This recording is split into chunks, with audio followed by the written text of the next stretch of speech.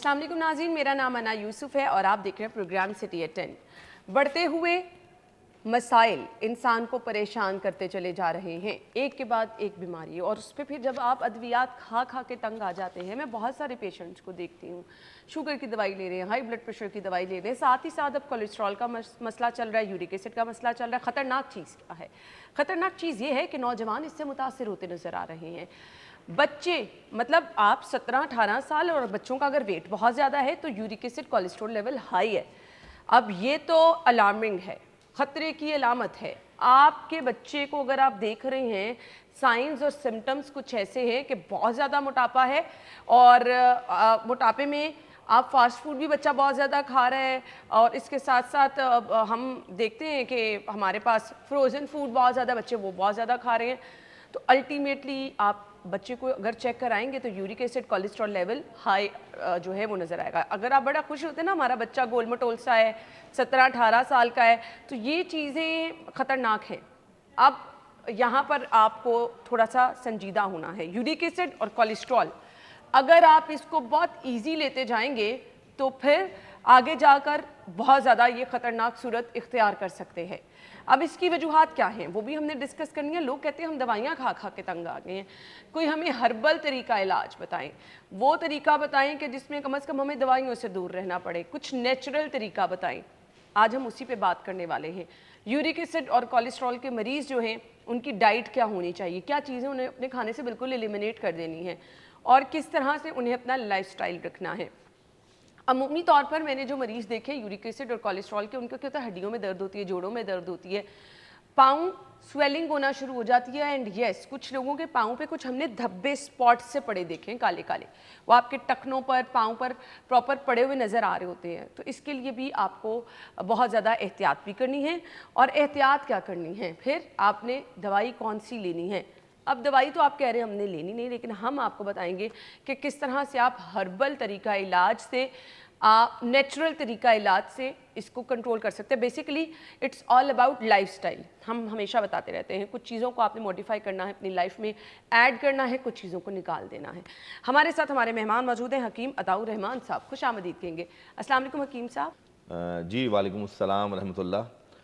Basically दोनों मर्ज़ जो है ना, ये यूरिक एसिड का जो मसला है, जब ये आपकी बॉडी में, ये एक तेज़ाबी मादा है, जब ये पैदा होता है तो आपके जॉइंट्स को मुतासिर करता है, आपको गॉट की तरफ, आपको आर्थराइटिस की तरफ, आपको रेमेटॉइड आर्थराइटिस की तरफ, आपको ऑस्टियो आर्थराइटिस की तरफ ले जाता है। ऑस्टियो आर्थराइटिस जो है ना, हड्डियों का भुरभुरापन होता है, भुरभुरापन, फिर हड्डियाँ आपकी हाँ टेढ़ी होना शुरू हो जाती हैं। वो फिर आगे बहुत कॉम्प्लिकेशन होती हैं। और इसी तरह जब कोलेस्ट्रॉल बॉडी में बढ़ता है, ये चिकनाई है, ये इसके अंदर, अच्छा चिकनाई हमारी बॉडी के लिए बहुत सूदमंद है। यानी अगर आप चिकनाई को देखें, अल्लाह पाक ने ये एक हमें नेमत दी है, लेकिन इसका एतदाल से ज़्यादा होना हमारी आर्टरीज को ब्लॉक करता है, हमारे हाथ पांव सुन होना, नमनेस, हमारी ब्लड सर्कुलेशन में रुकावट पैदा करता है। इवन हमारी बॉडी में पीटी जो प्रोथ्रोम्बोलिन टाइम है, क्लॉट बनाता है, जिससे हमारे ब्रेन एमरिज का खतरा है, जिससे हमें फेशियल और पैराफिशियल्स जो होते हैं, फाली जो लकवा जैसे मुझे मराज जो है वो पैदा होते हैं। तो ये हम अमूमन ये कोलेस्ट्रॉल, यूरिक एसिड को लोग इतनी अहमियत नहीं देते। मैं समझता हूँ कि आपकी अंदर जितने ख़तरनाक अमराज ये दो बीमारियाँ पैदा करती हैं, आप तसव्वुर नहीं कर सकते। किडनी भी मुतासर करती है। एब्सोल्युटली, ये ग्रेजुअली ये आपको कंटिन्यूसली ब्लड प्रेशर का पेशेंट बना देते हैं, ये दो। Oh my God. Cholesterol main reason है ब्लड प्रेशर की।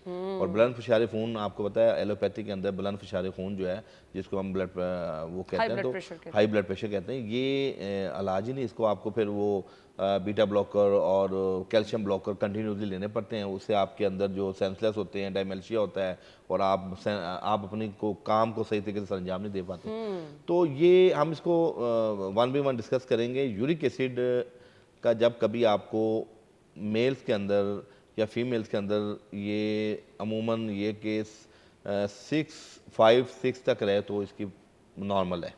अगर ये 7 से तजावुज कर जाए, सम टाइम ये होता है ये 8-8-9 पे भी चला जाता है यूरिक एसिड, और सिम्टम शो नहीं करता, ये उससे ज़्यादा खतरनाक है। अच्छा, ये क्रिस्टल बनाता है और ये आपकी नालियों में ट्रेवल करते हैं, और ये हार्ट वाली साइड पे भी जा सकते हैं, ब्लॉक कर सकते हैं, हार्ट फेलियर का भी बायस बन सकते हैं। यानी हकीम साहब, फिर इसके कुछ सिम्टम्स बता दें। आपने कहा कि सम टाइम 7-8-9 पे चला जाता है, लोगों को पता नहीं होता, नहीं पता तो कुछ होता। सिम्टम्स बताएं ताकि वो लोग टेस्ट करा सकें अपने। जी देखें, जब आपको महसूस हो कि आपके पाँव का अंगूठा साइड से उसके अंदर कोई हाथ लगाने से पेन है, या शूज़ पहनने के बाद आप फील करते हैं कि मैंने कुछ थोड़ा सा शूज़ पहन के चला हूँ तो मुझे यहाँ दर्द निकला ही, तो आप समझ जाएं कि ये इनिशियल सिम्टम और बेसिक और मेन सिम्टम है कि आपको यूरिक एसिड आपकी बॉडी में ज़्यादा हो रहा है। ये पाँव सूजते भी इसी वजह से? जी, वो पाँव सूजने का यूरिक एसिड में होता है स्पेसिफिक जगह पे। अच्छा। अगर पूरा पाँव सूज रहा हो तो उसका ताल्लुक किडनी से होता है, उसके अंदर गड़ा पड़ा हो, और अगर पाँव पूरा सूज रहा है और गड़ा नहीं पा रहा, उसका ताल्लुक लीवर से भी होता है।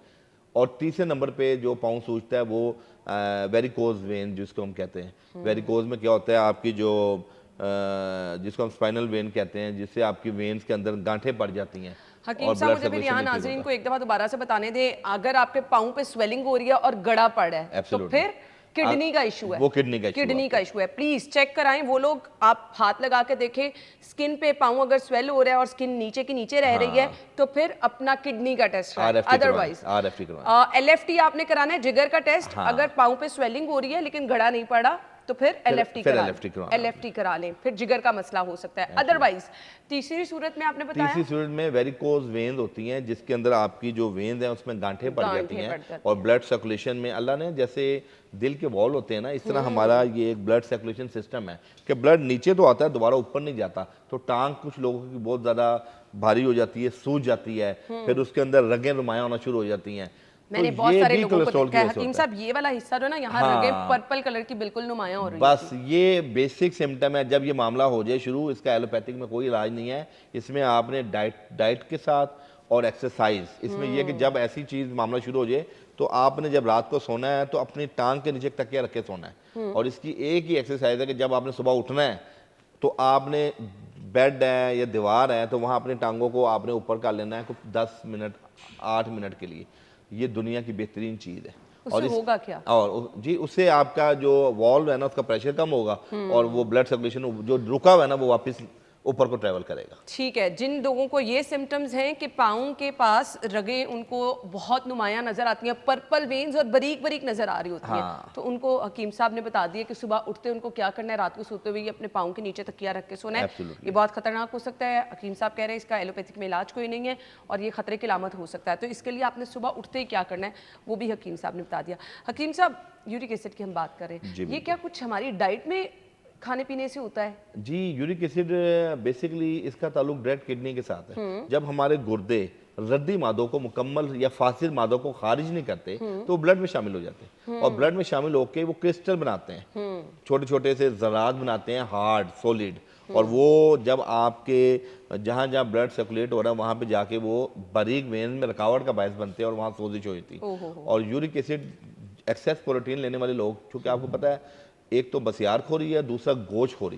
गोश्त का ज्यादा इस्तेमाल हमारे घरों में क्या है, सब्जी गोश्त के बगैर नहीं बनती, दाल गोश्त के बगैर नहीं बनता, बड़ी दाने और वाली है, गोश्त तो फिर तो गोश्त के साथ ही यूरिक बनता एसिड के है। पेशेंट को बहुत ज्यादा Absolutely। मोहतात रहना होगा। प्रोटीन जहर है यूरिक एसिड के पेशेंट के लिए, और एक्सेस प्रोटीन तो हम सब ले रहे हैं, नंबर 1। नंबर 2, दालें, माश की दाल, चने की दाल, और ये जो नान चने हैं, आपको पता है नान चने सबसे ज्यादा यूरिक एसिड बढ़ाते हैं।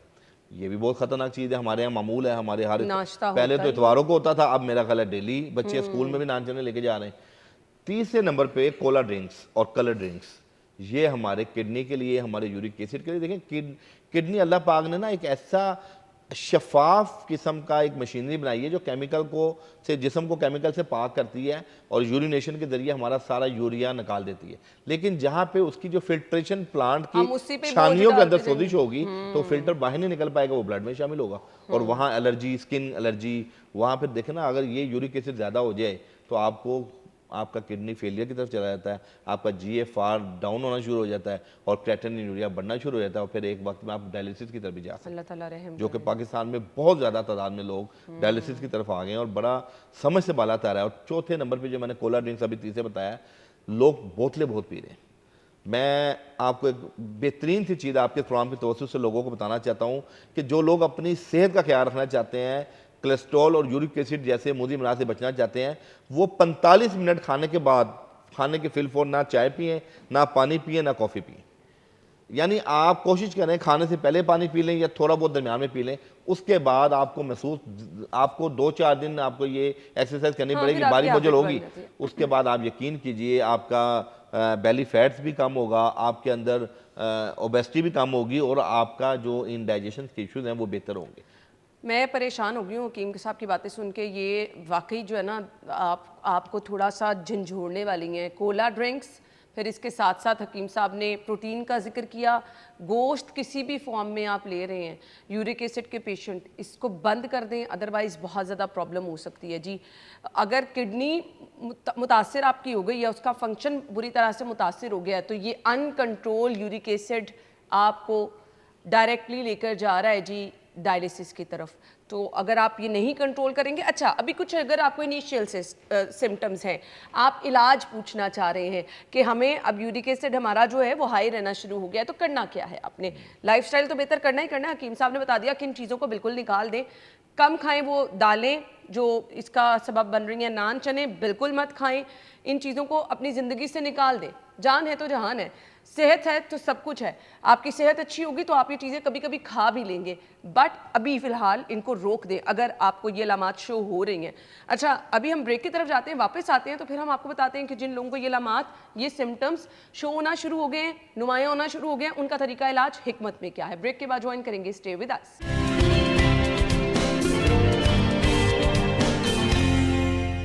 Welcome back once again. Hakim Ataur Rahman sahab हमारे साथ मौजूद हैं। हकीम साहब, अब हम इलाज की तरफ आ जाते हैं। अब वो लोग जिनको सिम्टम्स तो शो होना शुरू हो गया, आपने बता दिया ग़िज़ा में से तो ये चीज़ें निकाल दें, 2 दालों का जिक्र किया, चनों का जिक्र किया, नान चने खुदारा छोड़ दें जो लोग नाश्ता कर रहे हैं। वैसे मैं भी कभी कभी कर लेती हूँ, हेल्दी इंसान कर ले, लेकिन इसको आप कभी कभी रखें, संडेज पे ले जाए अगर आप हर रोज़ खा रहे हैं। बट अब आपने क्या करना है जी, गोश्त मिकदार अगर आप 3 दिन खा रहे हैं तो हकीम साहब 1 दिन पे ले आएँ और बिल्कुल थोड़ा खा लें, थोड़ा सा खा लें। उसके बाद जी आपने कोला ड्रिंक्स बंद कर देनी है, बिल्कुल ज़िंदगी से ही निकाल दें। ये चीज़ें आपने डाइट में से निकाल दी तो फिर अब इलाज की तरफ आ जाए, क्या करना है? जी बिल्कुल। इलाज से पहले मैं एक और छोटी चीज़ बता दूं, हमारे यहाँ लोग ना चिकनाई वाला या ग्रेवी वाली चीज़ें छोड़ के ना बारबेक्यू पे आए थे। अच्छा, बारबेक्यू लोग कहते हैं हम वो भी खा रहे हैं तो हमें एसिडिटी हो रही है।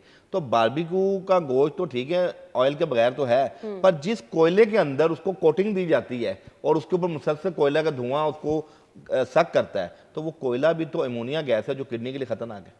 हकीम साहब, फिर आप उसको एयर फ्रायर कर सकते हैं? जी, एयर फ्राई कर लें या उसको घर के अंदर आप उसको उसमें बना लें स्टीम में। हाँ। तो वो उनके लिए बेहतर रहेगा। ये बताना बहुत जरूरी था लोगों को। ठीक हो गया, पानी का इंटेक बढ़ा दिया जाए। ठीक हो अच्छा, हमारे पास घर में रेमेडी में ये है कि कहवा, एक मैं आपको बताऊंगा, बड़ा घर के अंदर ही वो इस्तेमाल कर सकते हैं, बड़ा बेहतरीन है। पुदीना के 10 यानी 2 कप पानी ले लें, उसमें 10 पत्ते पुदीना के डाल लें। ठीक है, फ्रेश जी, फ्रेश पुदीना के 10 पत्ते डाल लें और चौथाई 1/4 टीस्पून जीरा सफ़ेद डाल लें। चने के बराबर बिल्कुल सुंड डाल लें, अदरक जिसको हम कहते हैं, और इसमें 1 चुटकी कलौंजी और 1 चुटकी मेथी दाना। ये आप कहवा बना के सुबह शाम पीना शुरू कर दें। आप यकीन कीजिए, अगर आपको इनिशियली शुरू हुआ है और बहुत सीवियर सिम्टम नहीं है तो 7 दिन के बाद 1-2 पॉइंट यूरिक एसिड आपका कम हो जाएगा। परहेज करेंगे और ये सिर्फ कहवा पिएंगे। ये 5 चीज़ों का कहवा आपकी अंदर जितना जो इसका फंक्शन आउट हुआ है, जो किडनी का फंक्शन है और जो आपके पेशेंट स्टार्ट हुई है, वो उसको रेक्टिफाई कर दें। ग्रेट। एक और नुस्खा पाउडर की शक्ल में हमारे पास बहुत कामयाब है, वो आप सफूफ घर में बना लें। उसके अंदर मैं आपको थोड़ी देखूं, हमारे पास एक चीज़ मौजूद है, ये सुरंजान शीनी, ये है सुरंजान। इसकी माजून भी हमारी कराबादीनी बनती है, जिसको हम जोड़ों के अमराज में देते हैं। नंबर 1 ये आप ले लें, 1 छटांग ये ले लें जी, सुरंजान शीनी। नाम बहुत हकीम साहब इन चीज़ों के मुश्किल होते हैं ना, जी। इसलिए हम अपने सोशल मीडिया पेज पे देंगे। खास तौर पर अगर आप ये पूरा शो देखना चाहते हैं, हमारे यूट्यूब चैनल पे ज़रूर जाइएगा। सिटी एट 10 के यूट्यूब पे अगर आप जाएंगे तो ये आपको प्रॉपर एक एक चीज़ तफसील से वहाँ पर मिल जाएगी। प्लीज़ उसको मिस मत कीजिएगा, ठीक हो गया? ये है सुरंजान शीनी। सुरजान शीनी। दूसरी चीज़ हमारे पास मौजूद है चौप चीनी। ठीक है, चौप चीनी, ये भी आप देख लें जिस तरह अदरक होता है इस टाइप का, और दुनिया की बेहतरीन चीज़ है यूरिक एसिड को कम करने के लिए। अच्छा, चौप ये तो चीनी। ऐसे लग रहा है सूखा हुआ अदरक है। जी बिल्कुल, ये भी आप 1 छटाक ले लें। ठीक है। तीसरा लेना 1 छटाक आपने अदरक, ठीक है, खुश्क अदरक जिसको हम जंजीबील भी कहते हैं और सूंड भी कहते हैं। ठीक है, ठीक है, ये 3 चीज़ें हो गई। और एक आप घर में आपके पास मौजूद होगा जीरा सफ़ेद। इन चारों चीज़ों को आप पाउडर बना लें, हम वजन लेके आधा चम्मच सुबह शाम, या ज़्यादा जिसको मसला है वो 3 times half tea spoon before meal लेना शुरू कर दें। अच्छा, अल्हम्दुलिल्लाह आपका यूरिक एसिड का ये कमा कर देगा नुस्खा। ये इतना ज़बरदस्त और इतना सेफ साइड नुस्खा है। देखें, मैं किसी हकीम साहब, मैं पेशे जरूर को अपने भाई को आपके पास भेजूंगी, उसका यूरिक एसिड और कोलेस्ट्रॉल बिल्कुल अनकंट्रोल है, जी जी वेट भी ज़्यादा नहीं है, बट ये दोनों चीज़ें अनकंट्रोल है। आप यकीन कीजिए ये नुस्खा मेरा भी किसी जाहिर बात है हम लोग जो बाहर बैठने का काम है शौकीन लोग हैं, खाना पीना भी होता है, दावतें होती हैं, मेरा यूरिक एसिड बढ़ता है ना तो मैं यही नुस्खा खाता हूँ। मेरी पूरी फैमिली में किसी का यूरिक एसिड बढ़ता है तो ये घर में मेरे घर में ये मौजूद होता है। इवन मैं जब सफ़र पे भी जाता हूँ, जाहिर बात है आपने उम्रे पे जाना है, कहीं जी जाना है, बिल्कुल। आप ज़्यादा चलते हैं तो जिन लोगों का हिस्ट्री में यूरिक एसिड हो उनके वहाँ पे पाँव में सोजन और तकलीफ निकल आती जी है। बिल्कुल तो ऐसे। ये पाउडर भी मैं अपने साथ रखता हूँ। जबरदस्त। यानी ये इतना बेजरर नुस्खा है और इतना इफेक्टिव नुस्खा है, जब आप यूरिक एसिड में इसको इस्तेमाल करेंगी, देखें जितनी इसके पैरेलल जो दवाइयां मौजूद हैं उसके साइड इफेक्ट बहुत है। जी बिल्कुल ऐसे ही यानी है। वो किडनी को खराब कर सकती हैं, ये किडनी को भी सपोर्ट करेगी, यूरिक एसिड को भी ठीक करेगी और आपकी बॉडी में जितना डिटॉक्सिफाई वाला मामला है उसको बेहतर करेगी। अच्छा, अब इस तरह साथ ना यूरिन का प्रॉब्लम भी लोगों को रहता है, जी, जी। इन्फेक्शन साथ रहता है, तो वो भी इससे कवर हो जी, ये जाएगा? जो चॉप चीनी है ना बेसिकली एंटीसेप्टिक प्रॉपर्टीज रखता है। ठीक है। यानी आपके यूरिन के अंदर अगर कोई जिसमें आप कह लें बर्निंग सेंसेशन आ रही है, जलन आ रही है, फंगस है, उसको ठीक करेगा। ठीक होगा। सोनजान शीनी जो है ना ये डायरेटिक भी होता है, पेशाब आवर भी है। जाहिर बात है कोई भी चीज़ अगर आप पेशाब रोकने वाली देंगे तो वो तो और यूरिक एसिड रुकेगा। इन तमाम चीज़ों को जीरा सफ़ेद जी। जिगर की भी सलाह करता है और पेशाब आपका पीला और जल के आ रहा है उसको वाइट कर देगा। अच्छा। तो जीरा सफ़ेद भी इसमें हमने डाला हुआ है। यानी ये जो अल्लाह पाक ने तिब के अंदर इंग्रेडिएंट्स को मुरक्कब की शक्ल में हम देते हैं ना, इसका मैकेनिज्म ऑफ ट्रीटमेंट, इसका मोड ऑफ एक्शन आपके पेशाब आवर रद्दी मादों को खारिज करना और एक्सेस प्रोटीन बॉडी में जो उसकी अब्जॉर्प्शन उसको बेहतर करना और किडनी का जो फिल्ट्रेशन का मामला है, जो छानियां है उसकी सोजिश को उतारना भी इसके फंक्शन में शामिल खाने है। से पहले आपने खाना ये बिफोर मील लेना है, ठीक है। 1 चम्मच तक भी ले सकते हैं। 1 चम्मच ले सकते हैं। बड़े लोग 1 चम्मच छोटा तक ले लें। चाय वाला जी चम्मच जी होता है, वन एक थे। खा और ये अल्कलाइन बेस है टोटल। पानी के साथ ले लें? ये पानी से लेना है, पानी के साथ सादे ले लें। पानी से लेना है। ठीक हो गया। वो कहवा इस्तेमाल करें और ये नुस्खा इस्तेमाल करें और आपको कमेंट्स करें 15 दिन के बाद कोई दवाई ना खाएं, आपका यूरिक एसिड अल्हम्दुलिल्लाह जिनका 9-10 टेस्ट भी है ना, करा के देख लें। जी जी हमने क्लिनिकल प्रूफ लेना है। दावा करें आप? मैं दावा देखें, हम वो हकीम नहीं है कि नब्ज देख के कहें आपका यूरिक एसिड ज्यादा है और 1 महीने का कोर्स लगा के कहेंगे अब आप ठीक हो गए। नब्ज अब मैंने दौर वैसे बाय द वे मैंने भी हकीम साहब को कहा मैं चेक कराऊंगी। तो अब दौर बड़ा विजिलेंट दौर है, मरीज जो है डॉक्टर से ज्यादा अपना नॉलेज रखता है। अब तो आप क्लिनिकल प्रूफ पहले टेस्ट करवाएं, उसके बाद दवाई खाएं, फिर दोबारा टेस्ट करवाएं। चलें जी, अब ये मैं यहाँ दावे से बैठ के कह रही हूँ, हकीम साहब एक बड़ा नाम है, आपने क्या करना है, पहले टेस्ट कराना है, इंशाल्लाह। अपना यूरिक एसिड और कोलेस्ट्रॉल लेवल चेक करना है, उसके बाद आपने हकीम साहब की ये दवाई 15 दिन खानी है और 15 दिन बाद आप ज़रूर हमारे फेसबुक पेज पे, इंस्टाग्राम पेज पे, टिकटॉक पे, इवन आप यूट्यूब पे भी जाकर अगर ये शो देखेंगे नीचे कमेंट कर सकते हैं, हमें बता सकते हैं, तो फिर हम हकीम साहब से ज़रूर पूछेंगे। अगर बेहतरी आ रही है तो फिर हम मज़ीद भी इस तरह के शोज़ जो है कंडक्ट करते रहेंगे। हमें बस आपकी सेहत से जो है वो कंसर्न है कि आप सेहतमंद रहें, तंदुरुस्त रहें। नब्ज़ चेक करानी है हकीम साहब मुझे। मेरे 2-3 इशू हैं, फिर वो मैं आपको जी, बताऊंगी, पहले आप नब्ज़ चेक करें। बिस्मिल्लाह।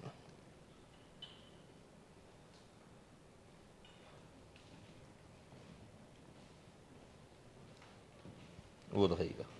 बिस्मिल्लाह सुभान अल्लाह।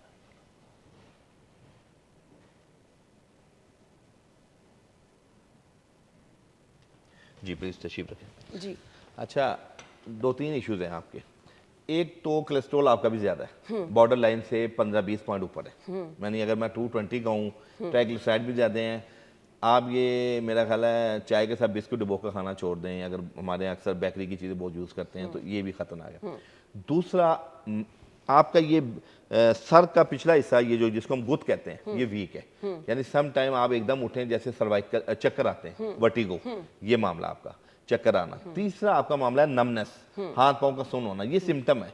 यानी कोलेस्ट्रॉल असबाब है और हाथ पांव का सुन्न होना अलामत है। और चौथा आपका एक मामला आ रहा है कि आपकी जो गट हेल्थ है ना, वो जिसमें हम कहते हैं कि दिन में 2-3 बार जिसमें आप कह लें कि इसकी हम ये मिसाल देंगे कि फॉर्मिंग में कह लें या थोड़ा सा IBS टाइप कह लें, इरिटेट बॉल सिंड्रोम, कि जिसके अंदर थोड़ी सी हीट है, हिद्दत है, एसिडिटी है, जिससे आप जल्दी जो है ना खाना हजम होता है और वो उसके जरिए जाता है। ये आंतों की जिसको हम क्लाइटस भी कह सकते हैं, ये मामला आ रहे हैं। चाय ज़्यादा पीने से ही होता है? एक्सेस चाय पीने से भी होता है, स्पाइसी चीज़ें ज़्यादा खाने से होता है और तीसरे नंबर पे ये कि स्ट्रेस की हालत में भी होता है बहुत ज़्यादा। ठीक है। हाँ बस ये नमनेस तो मुझे वाकई हाथों पे होती है ना, मैं ये जब इसके सुबह अलावा- सो के जी, उठती हूँ जी। ना तो नमनेस हो रही होती है। बाकी यूरिक एसिड कोलेस्ट्रॉल मैंने काफ़ी देर पहले चेक कराया था, वो दोबारा कराया आप नहीं। कोलेस्ट्रॉल लाजमी चेक करवाएं क्योंकि आजकल ये बहुत सी बट ऐसी हकीम चीज़ें। साहब मुझे ऐसा कोई सिम्टम नहीं है कि पाँव में दर्द हो रही है या वो कुछ इस तरह के नुमायां सिम्टम जो यूरिक एसिड कोलेस्ट्रॉल के, बट मैं ये करा लूंगी। आप कोलेस्ट्रॉल का आपने टेस्ट करवाना है, लिपिड्स प्रोफाइल फास्टिंग ठीक में। है, ठीक है। नॉर्मली वो ये कि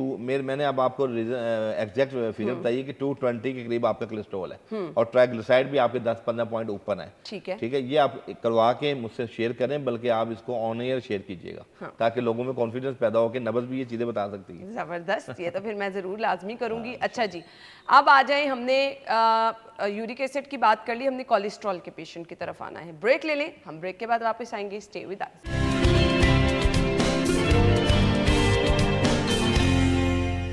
welcome back once again. Hakim Ataur Rahman sahab हमारे साथ मौजूद हैं। थोड़ा सा डरा भी दिया हकीम साहब ने मुझे, लेकिन मैं टेस्ट जरूर करा लूँगी। ये हर हेल्दी बंदे को टाइम टू टाइम अपने टेस्ट कराने चाहिए। LFT और RFT और इसके साथ साथ हमारा CBC, ये नॉर्मल टेस्ट है, कराते रहें तो फिर बेहतरी होगी। अल्लाह ताला सबको महफूज रखे। अब आ जाएँ, हमने बात करनी कोलेस्ट्रॉल की। हकीम साहब, कोलेस्ट्रॉल बेसिकली बॉडी में करता क्या हमारी? हाँ जी, ये बेसिकली हमारी जो मेन आर्टरीज को ब्लॉक करता है और इसका ताल्लुक मेन जिगर की खराबी से भी होता है। जब आपका जिगर फैटी होता है तो समझ लें वहाँ कोलेस्ट्रॉल भी आपका लाजमी बढ़ा है और वहाँ शुगर का भी आपको खतरा है। कोलेस्ट्रॉल आपकी नालियों को ब्लॉक करता है, आपको नमनेस करता है और आपके अंदर सुस्ती पैदा करता है, काहली पैदा करता है, आप इनएक्टिव हो जाते हैं, यानी आपका आलकस आ जाती है बॉडी के अंदर कोलेस्ट्रॉल की वजह से। लेथार्जिक रहते हैं, थके हुए रहते हर हैं। वक्त थकी थकी बॉडी, किसी काम को दिल ना करना, आपको बहसियत मजमूई लगेगा मैं कमजोर हो गया हूँ, मैं वीक हूँ और हाथों वजन भी की कम होना शुरू होता है? नहीं, उससे वजन बढ़ता है। अच्छा, कोलेस्ट्रॉल ज्यादा होने से वेट बढ़ता है, जाहिर बात है। आप ब्लड सर्कुलेशन स्लो हो गया ना, तो आप एक्टिव तो ना रहे, तो आप लाइफस्टाइल सेडेंटरी में चले गए, आप बैठ गए। और ये अमूमन उन लोगों का होता है जो खाना खाया और वहीं बैठ गए। लैक ऑफ एक्सरसाइज, आपने जितनी कैलोरीज ली हैं उसको आप बर्न नहीं कर रहे वॉक के जरिए। अच्छा, कोलेस्ट्रॉल बढ़ने की वजूहात में बसियारखोरी बहुत ज़्यादा, खाना जो लोग बहुत ज़्यादा खाते हैं, ओवर ईटिंग करते हैं। खाने के बारे में जिस तरह कहा गया कि 3 हिस्सों में खाना खाया जाए, एक हिस्सा गज़ा का हो, एक हवा का हो और एक हिस्सा जो है पानी का हो। तो हम 3 हिस्सों को कवर गज़ा से कर लेते हैं और बिल्कुल नेक तक हम डकार आना भी मुश्किल हो जाता है। ऐसे तो ही एक तो ये जो ओवर ईटिंग है ये भी कई बीमारियों का पेशखेम है। तो आप अपने एतदाल में, जहाँ 2 रोटी की भूख है 2 ही खाएं, लजीज खाना देख के 2.5 रोटी ना खाएं। वो आधी रोटी उन 2 रोटी को भी खराब कर देगी जिससे जुदे बदन बनना है। नंबर 1। नंबर 2, हमारा जो फैट्स 2 किस्म की होती है, सैचुरेटेड और अनसैचुरेटेड। हम जितने भी सिंथेटिक ऑयल यूज़ कर रहे हैं इसने भी हमें बहुत बीमार किया है। आप देखें, मैं किसी कंपनी का नाम नहीं लेता, लेकिन जितने सिंथेटिक ऑयल हैं, देखिए पहले वक्तों में सरसों का तेल में लोग खाना बनाते थे। सरसों का तेल वही तेल है जो जमता नहीं है। जी ऐसे ही है। इसी तरह अगर जैतून का तेल एक्स्ट्रा वर्जिन में अगर आप जाते हैं कोल्ड प्रोसीजर में, वो महंगा बहुत है, लोग अफोर्ड नहीं कर सकते, लेकिन सरसों का तेल तो अफोर्ड कर सकते हैं। आज भी 600-700 रुपये केजी है और वो माकूल है। उसमें खाना बनाएं। उसमें खाना बनाएं। मैं कहता हूँ देखिए 3 ऑप्शन मैं लोगों को देता हूँ। एक ऑप्शन मैं देता हूँ सरसों का तेल, फ्राइंग कर लें आप। भुनाई वाला खाना बनाना आप देसी घी में बना लें। स्मेल आ रही होती है हकीम साहब उसमें। नहीं, सरसों के तेल को देखें, मैं आप उसका भी तरीका बता दूं। आटा, गूंदा हुआ आटे का एक पेरा और दालचीनी और अदरक का लहसुन की कुछ 7-8 धुनियाँ उसमें डाल के आप उसको हल्के आंच पे कोई आधा घंटा पका लें, उसके बाद उसकी सारी स्मेल खत्म हो जाती है। ठीक हो गया। यानी वो आप खाना बनाएंगे तो बिल्कुल कोई महसूस भी नहीं कर सकता कि आपका खाना सरसों के तेल में बना है। चलिए। और सरसों का तेल जब आपने अपने खुराक में शुरू कर दिया तो आप बगैर दवाई के कोलेस्ट्रॉल जैसे मुजी मर्ज से भी बच जाएंगे। ग्रेट। देखें, ये हमें पता है ना कि कौन कौन सी चीज़ें कोलेस्ट्रॉल बढ़ा रही हैं। फिर दूसरा, जो कार्बोहाइड्रेट्स आप ज़्यादा ले रहे हैं और साथ मीठा बहुत ले रहे हैं, चीनी भी कोलेस्ट्रॉल बढ़ाती है। चीनी का जगह आप शक्कर यूज़ कर लें या बगैर चीनी की, और मीठा बहुत खाना भी कोलेस्ट्रॉल बढ़ाता है। ठीक है, ट्राइग्लिसराइड का क्या, ट्राइग्लिसराइड क्यों बढ़ते हैं? मीठे से बढ़ते हैं। तो ये उसी फैमिली का है ना, जिसके अंदर cholesterol level, triglyceride level, LDL level, HDL level जो हाई डेंसिटी है वो आपके लिए मुफीद है, वो कम होता जा रहा है। जो लो डेंसिटी वाला आपकी चिकनाई है वो आपके लिए एक मुज़र है, वो आपकी बॉडी में बढ़ता जा रहा है। तो इसका मतलब कि आपने अपना सारा स्केड्यूल खराब किया है। अच्छा, फिर नारियल का तेल।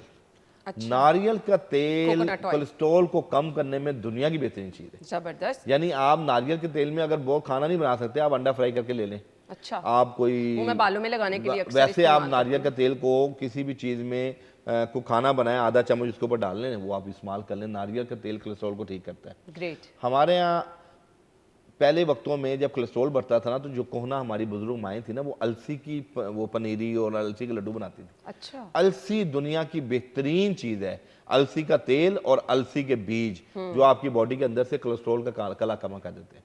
इसी तरह लहसुन, लहसुन हमारी बॉडी के अंदर, उसके अंदर ऐसे अल्कलाइड मौजूद हैं जो आपकी ट्राइग्लिसराइड कोलेस्ट्रॉल को तोड़ के जिस्म से खारिज कर देते हैं, नालियों को क्लियर कर देते हैं। और इसी तरह आप देखें ना, हमारी जितनी भी लहसुन में बनी हुई दवाइयाँ होती हैं वो इंटेरा कोटेड होती हैं ताकि मैदा डिस्टर्ब ना हो, आंतों में जाके खुले।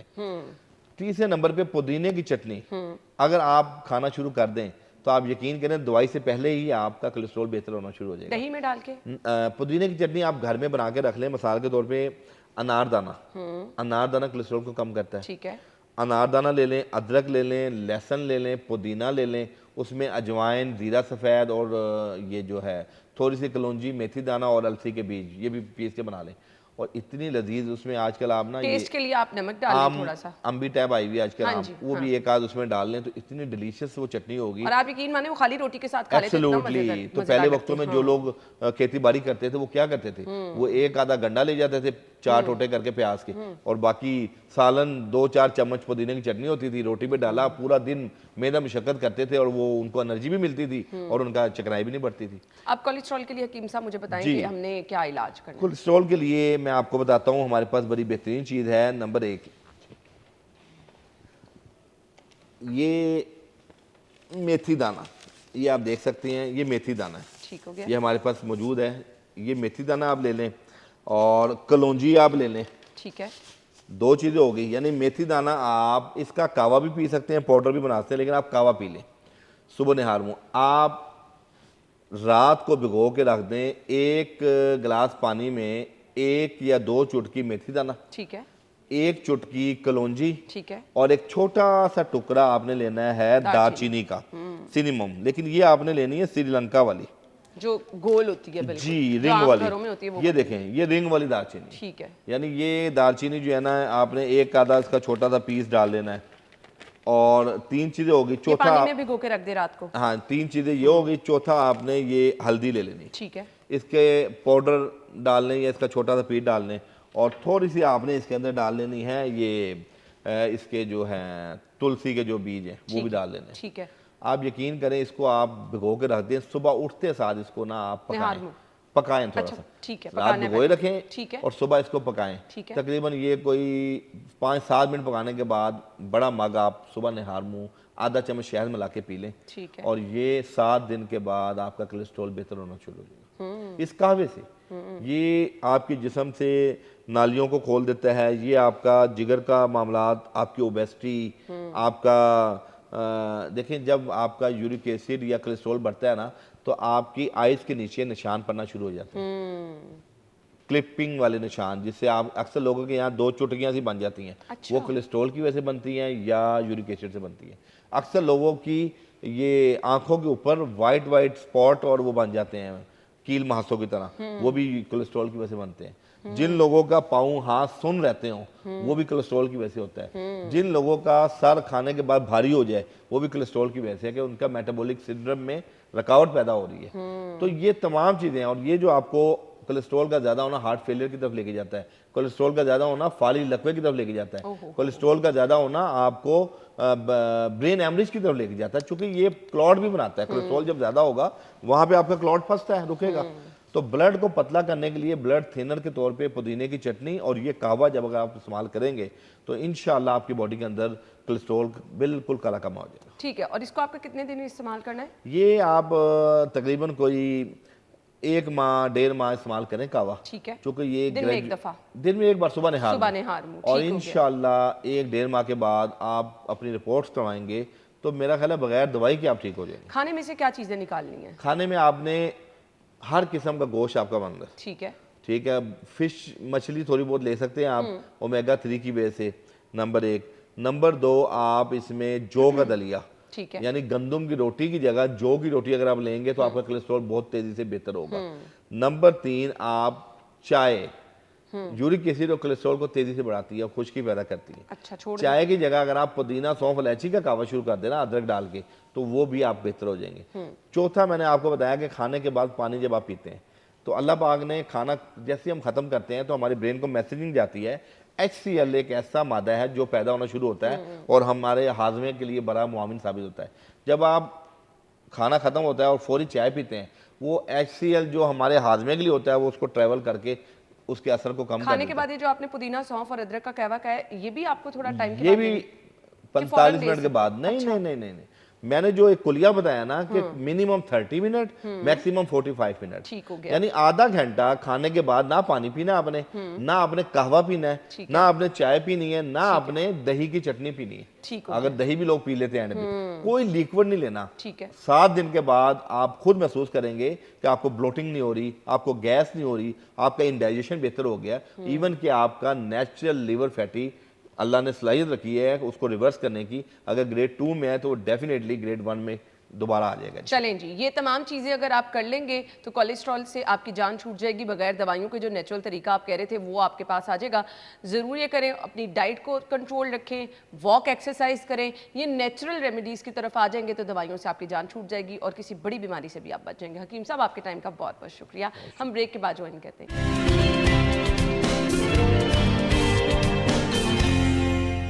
वेलकम बैक नाज़रीन। प्रोग्राम के इस हिस्से में हम बात करने वाले हैं हालिया महंगाई की इस लहर में मिनी लॉकडाउन की सूरत में, जिसे हम स्मार्ट लॉकडाउन भी कह सकते हैं, हुकूमत की जानिब से जो इकदाम उठाए गए। हालिया पेट्रोल की सूरत हाल को देखते हुए रेस्टोरेंट्स की टाइमिंग जो कम की गई, उस पर रेस्टोरेंट मालिकान के बहुत सारे तहफ़्फ़ुज़ात सामने आ रहे हैं और तहफ़्फ़ुज़ात मेरे ख्याल से होने भी चाहिए, क्योंकि जो कंसर्न शो किया जा रहा है, मोस्टली रेस्टोरेंट्स जो हैं वो 8 बजे के करीब एक्टिव होते हैं और 8 बजे के करीब होता क्या है कि जी जब मार्केटें बंद होती हैं, लोग अपने घरों में जाते हैं और थोड़ा सा रेस्ट करने के बाद जब रेस्टोरेंट पे जाते हैं तो पता चलता है कि जो 10 बजे रेस्टोरेंट बंद होना शुरू हो गए। अब जो लोग 9 बजे भी चले जाते हैं, 9 बजे भी लेट्स सपोज अगर कोई जा रहा है, ऑर्डर कर रहा है और वहाँ पर आधे घंटे में तो कुछ भी नहीं होगा, आप खाना भी प्रॉपर तरीके से नहीं खा सकते। ऐसे में महंगाई, महंगी बिजली, फ्यूल और फिर बंदिश अगर रेस्टोरेंट्स की टाइमिंग के लिहाज से होती चली जाए तो कारोबार तबाह होकर रह गया। अब हर रेस्टोरेंट में एक पूरा सिस्टम है, बहुत सारे लोग वहाँ नौकरियाँ कर रहे हैं, बहुत सारे लोग, अब आप जल्दी बंद करा देंगे तो वो जो लोग प्रॉपर आपने हायर किए हुए हैं, जो आपका अमला है सारा, उनको तो आपने पे करना ही करना है और इतनी शॉर्ट टाइमिंग में आप कितना कारोबार कर सकेंगे। ऐसे में जो तहफ़्फ़ुज़ात सामने आ रहे हैं वो हम टाइम टू टाइम अपने डिफरेंट शोज़ में आपको दिखाते भी रहते हैं, बताते भी रहते हैं। बहुत सारे लोग कहते हैं कि कारोबार बंद किया जा रहा है, इसके मुतबादिल है, हाथ पे हाथ रख के बैठ गए हैं। मतलब बिल्कुल कारोबार जो है वो सिफर पर आ चुका है। कुछ लोग तो इतने ज़्यादा परेशान नज़र आ रहे हैं। ऐसे में होता क्या है, अगर 5-6 मिनट भी ऊपर हो जाते हैं तो फिर डिफरेंट टीमें छापे मारने के लिए आ जाते हैं, हैवी फाइन कर दिए जाते हैं, सील कर दिए जाते हैं रेस्टोरेंट, और जब तक आप हैवी जुर्माने पे नहीं कर देते तो तब तक वो डीसील नहीं किए जाते।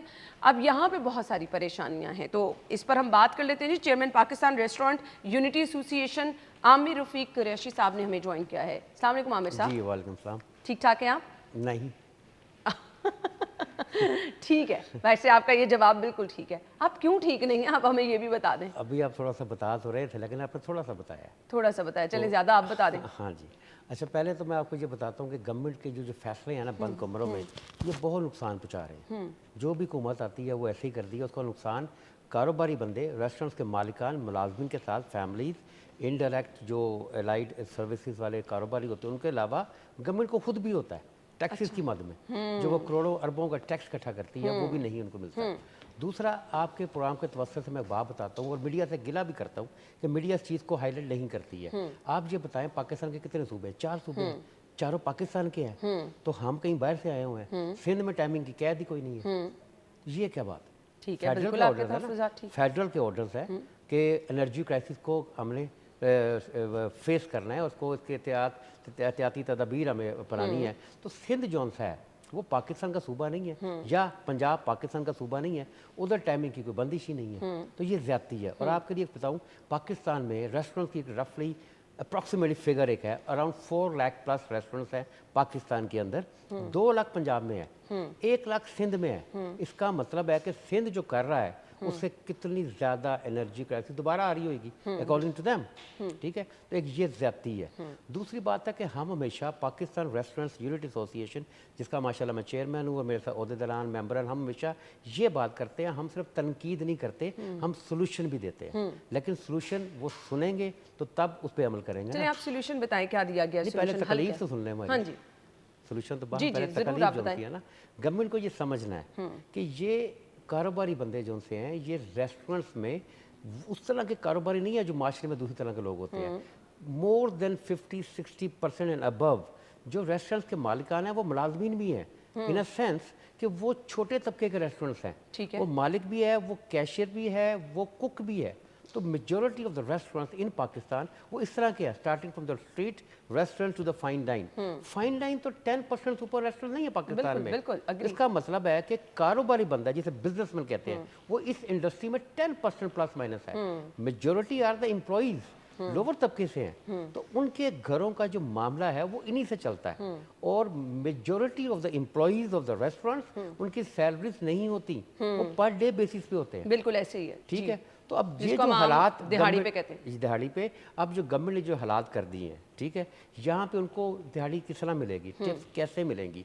दूसरी, एक गवर्नमेंट से हमारा ये बहुत ज़बरदस्त किस्म का गिला है कि इनके जो थिंक टैंक्स हैं या जो फैसले करते हैं ये वाले, उनकी R&D ना होने के बराबर है। आप सुनेंगे इनकी बातें, ये ऐसी बातें करेंगे कि आपको यकीन ही नहीं आएगा, यार ये हमारे सियासतदान है या हमारे ये सरकारी अहदेदारान है कि ये कहते हैं जी कि जो टाइमिंग्स है रेस्टोरेंट्स की, मार्केट्स की भी साथ कहते हैं कि यूरोप में, USA, अमेरिका, यूरोप में देखे 5 बजे बंद हो जाता है और बड़े कंफर्म लोग बातें करते हैं, इनको पता ही कुछ नहीं है।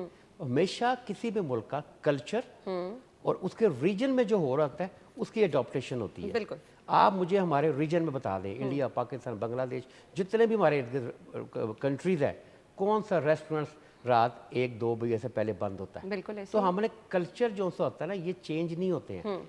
कल्चर तो एक लेगेसी होती है, इसको चेंज करना मजाक नहीं होता। तहफ़्फ़ुज़ात मसाल- आपने पहुंचाए अपने अब गवर्नमेंट जिस तक। मुल्कों में ये जाके फिरते हैं ना ज़्यादा, तो वहीं की बातें इनको समझ आती है। आपने अपने तहफ़्फ़ुज़ात गवर्नमेंट तक पहुंचाए? बेशुमार दफ़ा पूछा है। कोई उस हमेशा पे feedback कोरोना नहीं में कोरोना में सबसे बड़ी आवाज़ हमारी एसोसिएशन की थी, क्योंकि हमने जब ये एसोसिएशन बनाई लाइक 6-7 years ago, कोरोना में इसका स्लोगन था voice of employers and employees. हमेशा हमने मालकन के साथ मुलाजमीन का भी तहफ़्फ़ुज़ का सोचा, उनकी आवाज़ बन के आए हैं। कोरोना में सबसे बड़ी आवाज़ हमारी थी। हमने इस्लामाबाद में प्रोटेस्ट किया, लाहौर में प्रोटेस्ट किया, फिर गवर्नमेंट को समझाया, मुज़ाकरात हुए, तो फिर जाके चीज़ें खुली। तो मेरा कहना ये है कि एहतजाज की नौबत क्यों आए, ये हमारे जैसे स्टेक होल्डर्स को जब ऐसे मशवरे करते हैं या फैसले करते हैं, साथ बैठाएं, इनसे बेहतर गाइड हम कर सकते हैं आपको। तो तकलीफ तो इतनी है कि शाम हो जाएगी, 10 घंटे लग जाएंगे non stop, I can tell you in details. ठीक है, लेकिन मैं आपको सोल्यूशन बताता हूँ इसका। आप मुझे बताएं, पाकिस्तान में, नॉट इन पंजाब, हर सूबे में, क्योंकि हम तो पाकिस्तान नेशनल लेवल की बात करते हैं, आप सिंध, पंजाब, KP, बलोचिस्तान की बात करें, इस्लामाबाद की बात करें, तो आप ये देखें जिस तरह का भी वेदर है, majority of the restaurants in Pakistan based on outdoor. Yes. आप स्ट्रीट रेस्टोरेंट देख लें, गली मोहल्ले बाजारों में देखें, आउटडोर है। तो आउटडोर में कौन से एनर्जी क्राइसिस है जी, मुझे बताएं। बिल्कुल ऐसे ही। उधर ना AC चलते हैं, ना बिजली की कंजप्शन उस तरह की है, तो उसको क्यों बंद किया हुआ है। मैं तो कहता हूँ उनको फौरी तौर पे खोलना चाहिए, उनका एनर्जी क्राइसिस से कोई ताल्लुक ही नहीं है। बिल्कुल ऐसे ही है। ठीक है। दूसरी बात है, गवर्नमेंट अगर चाहती है कि एनर्जी क्राइसिस को कवर किया जाए, इसको मसले का हल निकाला जाए, तो पाकिस्तान की किसी एक सूबे की, किसी एक शहर की बात मैं नहीं कर रहा हूँ, पाकिस्तान के हर शहर की आप देखें कितनी स्ट्रीट लाइट्स है जो रात को चलती है, और सारी बंद ना करें, 50% बंद कर दें। उसका भी एक तरीका है, एक चलाएं एक बंद कर दें। आदि तो वैसे ही खराब पड़ गए यहाँ। चले खराब जो पड़ी हुई हैं फिर भी बंद करें उसको, तो देखें कितनी बिजली बचेगी उससे। ठीक है। दूसरी चीज़ है कि हम एक जिम्मेदार एसोसिएशन है, पाकिस्तान में हमारी आवाज़ लोग सुनते हैं, मुलाजमीन भी, मालिकान भी। हम गवर्नमेंट से ये कमिटमेंट कर सकते हैं कि हमारे जो इंडोर रेस्टोरेंट्स हैं जहाँ पे AC या चिलर्स चलते हैं उसको मिनिमम यूज़ करेंगे हम। ठीक है। ये हम कर सकते हैं, ठीक है। कोई मसला नहीं है, वी विल डू इट। जिस तरह हमने कोरोना में मास्क की पाबंदी सबसे ज़्यादा हमारी एसोसिएशन ने अवेयरनेस सेशन चलाया और लोगों ने हमारी बात मानी। हमने तस्वीरें वीडियो गवर्नमेंट को टीवी पर चलाई, देखी कि लोगों ने वाकई देखा कि ये एक चीज़ों को रिकवर कर रहा है इंसान, ठीक है। तो जो एनर्जी क्राइसिस है ना, ये इसका वो नुकसान है कि गवर्नमेंट को समझ ये नहीं आती कि रेस्टोरेंट एक ऐसा बिजनेस है, इसके फिक्स एक्सपेंसेस परमानेंट होते हैं। बिल्कुल, वो ठीक आपने है? पे करने वो करने पे करने हैं, चाहे एक बंदा आए चाहे 100 बंदा आए, बिल्कुल, वो बिल्कुल। फिक्स्ड है। तो उसका मतलब क्या हुआ कि इस बिजनेस कैटेगरी में जो नुकसान एक दिन कर लेंगे, 2 दिन कर लेंगे ना, वो हमें कई महीने लग जाते हैं उसको रिकवर उसको करने के रिकवर लिए। करने में। मेरे पास टाइम कम है, मैसेज चाहिए आपका एक। हाँ, अच्छा जी, एक तो आपके चैनल के तौर से मैं पब्लिक सर्विस मैसेज देना चाहता हूँ, वो ये कि जितने लोग भी यहाँ बैठे हैं जो मुझे सुन रहे हैं और पूरा पाकिस्तान सुन रहा है इस वक्त, कि हम सब लोग डाइनिंग करते हैं, रेस्टोरेंट्स में जाते हैं, ठीक है। तो बहुत कम होता है, वेरी वेरी रेयर, इवन मेरे रेस्टोरेंट्स पे वेरी रेयर है कि एक अकेला बंदा आए वो आके खा के चला जाए। नॉर्मली मिनिमम 2 और जितने लोग होते Exactly. हैं। लेकिन एक चीज़ मैंने ये देखी है यहाँ पे कि 10 लोग, 12 लोग, 20 लोग, 15 लोग, 5 लोग जब एक टेबल पे बैठ के खाना खा रहे होते हैं, बिल एक बंदा दे रहा होता है, बाकी सारे तो फ्री में खा रहे होते हैं। तो ये कहाँ पे लिखा हुआ है कि जो बंदा एक मेहनत कर रहा है, रिस्क हलाल कमा रहा है, तो टिप भी उसने देनी है जो बिल पे कर रहा होता है। जो मुफ्त खाना साथ बैठ के खा रहे होते हैं, एटलीस्ट वो बिल नहीं दे रहे, तो एटलीस्ट उनको अप्रिशिएट कर दें, उनको टिप दे दें कुछ, तो उनकी हौसला अफजाई होएगी। तो माशरे में ये कंट्रीब्यूशन बहुत ज़रूरी है, जी बिल्कुल। बहुत ज़रूरी है। तो ये मैं एक रिक्वेस्ट करता हूँ पब्लिक एट लार्ज को कि जब भी आप रेस्टोरेंट पे जाएं तो एहसास करें यार, आप मुफ्त खाना खा रहे हैं साथ बैठ के, चाहे वो दावत है, चाहे कोई भी इवेंट है, कोई भी सेलिब्रेशन है, तो एटलीस्ट आप इनको टिप्स तो दे दें। तो ये एक बड़ा एक सवाब का काम भी है, एक पब्लिक एक एप्रिसिएशन है of the people who are working hard. तो ये एक मैं चाहता हूँ कि आपके चैनल से ये लोग समझें इस बात को, और मैं हमेशा ये बात करता हूँ कि ये एक अच्छा काम है, करना चाहिए। इससे दूसरों की हेल्प भी हो जाती है, Yes. एक ढके छुपे तरीके से आप किसी की हेल्प कर देते हैं। Thank you so much, we really hope कि ये मसला जल्दी हल हो, इंशाल्लाह। क्योंकि बहुत सारे लोग इससे मुतासर हो रहे हैं। हमें इजाज़त दीजिए, अल्लाह हाफ़िज़। Thank you.